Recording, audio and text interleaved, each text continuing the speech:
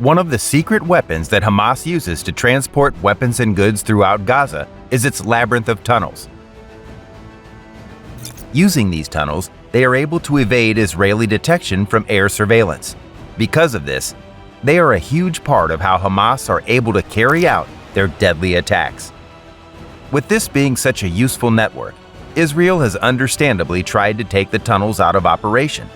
But how do they try and do this? Let's take a closer look.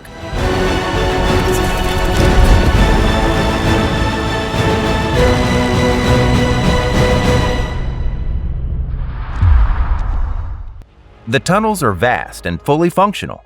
In total, it's thought that they could stretch as far as 300 miles. The more advanced ones are reinforced with concrete and are high enough for the average man to stand up in. These will often feature power and communication lines. The Gaza tunnels were originally used for smuggling goods in and out of Egypt to avoid an Israeli blockade. But militants upgraded the tunnels to move rockets and rocket launchers, shield militants from detection by Israeli satellites and aircraft, and help with attacks into Israeli territory.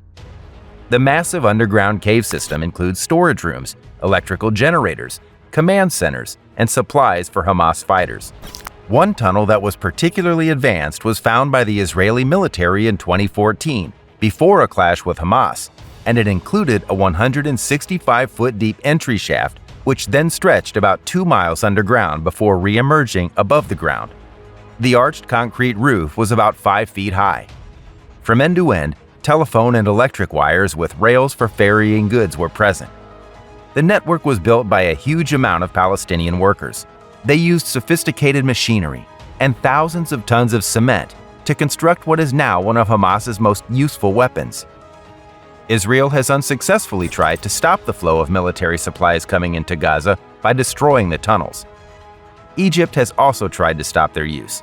Over the years, they've attempted to flood them, and its military destroyed many of the more than 1,000 tunnels which are under the Gaza-Egyptian border. But the network has proved impossible to obliterate. Since the recent attack on Israel courtesy of Hamas, the U.S. has provided Israel with kits to convert unguided or dumb bombs into precision-guided munitions. On top of this, they've also encouraged the use of as well as small-diameter bombs, which are thought to be effective weapons against underground targets. These are designed to allow Israel to target Hamas militants while reducing harm to civilians. However, there are concerns regarding just how effective these are. Another more severe option is the US-made Bunker Buster GBU-28 bombs that have been made available to Israeli forces. These weapons are designed to penetrate hardened targets deep underground, but the downside of these is that they leave huge craters with a massive risk towards severe civilian casualties.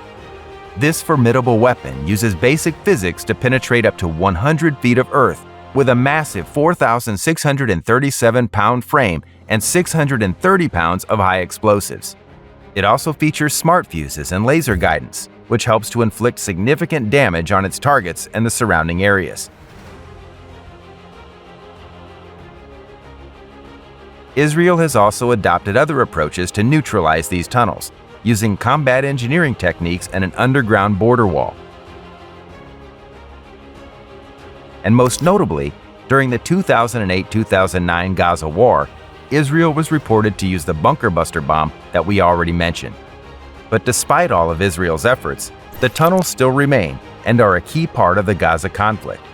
Regardless of airstrikes, the network allows Hamas to hide from this offensive, ready to strike when there's a gap in fire.